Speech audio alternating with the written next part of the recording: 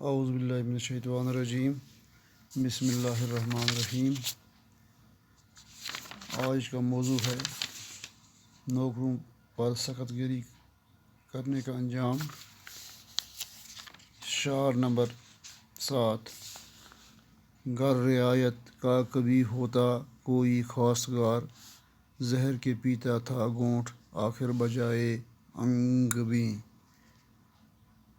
اب اگر کوئی نوکر کبھی کسی رعایت کا طلبگار ہوتا تو اس کی خواہش پوری کرنے کے بجائے اسے ڈانٹ کھانی پڑتی تھی، گویا اس سے شہد کے بدلے زہر کا پیالہ پینا پڑتا تھا۔ شعر نمبر 8۔ حکم ہوتا تھا شرائط نامہ دکھاؤ ہمیں، تاکہ درخواست دیکھیں واجبی ہے یا نہیں۔ مالک نوکر کو حکم دیتا تھا کہ اپنا ایگریمنٹ یعنی معاہدہ نامہ دکھاؤ، تاکہ میں دیکھوں کہ جس رعایت کا تو اس وقت طلبگار ہے، کیا اس میں یہ شرط لکھی ہوئی ہے یا نہیں۔ شعر نمبر 9۔ وہاں سوا تنخواہ کے تھا جس کا آقا ذمہ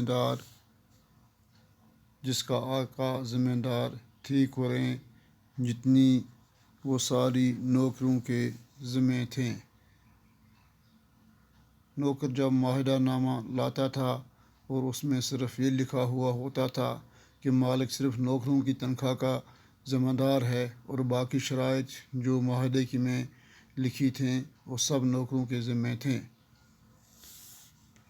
شعر نمبر 10۔ دیکھ کر کاغذ کو ہو جاتے تھے نوکر لاجواب، تھے مگر وہ سب کے سب آقا کے مارے آستین۔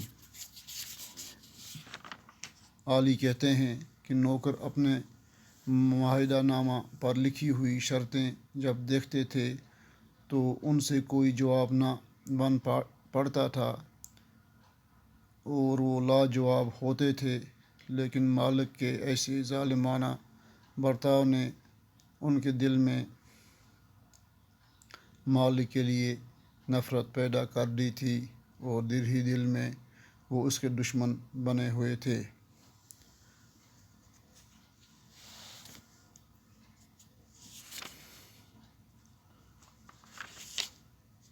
شعر نمبر 11۔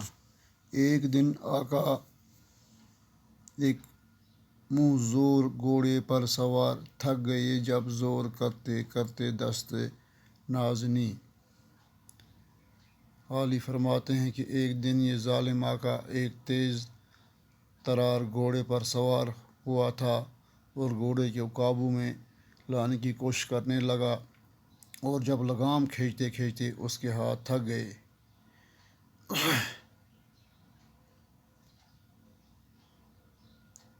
شعر نمبر 12۔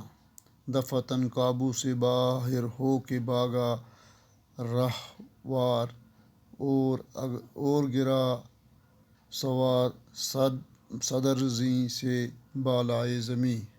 عالی کہتے ہیں کہ گھوڑے کو قابو میں لانے کی وجہ سے لگام کھینچتے کھینچتے جب مالک کے نازک ہاتھ سست پڑ گئے تو اچانک گھوڑا قابو سے باہر ہو گیا اور تیز دوڑنے لگا، اور اس پر بیٹھا ہوا سوار یعنی ظالم مالک اپنے آپ کو نہ سنبھال سکا اور گھوڑے کی زین سے لڑک کر زمین پر گر پڑا اور اس کا پاؤں رکاب میں پھنس گیا۔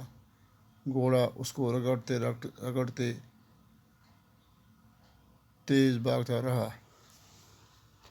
باقی وسلام۔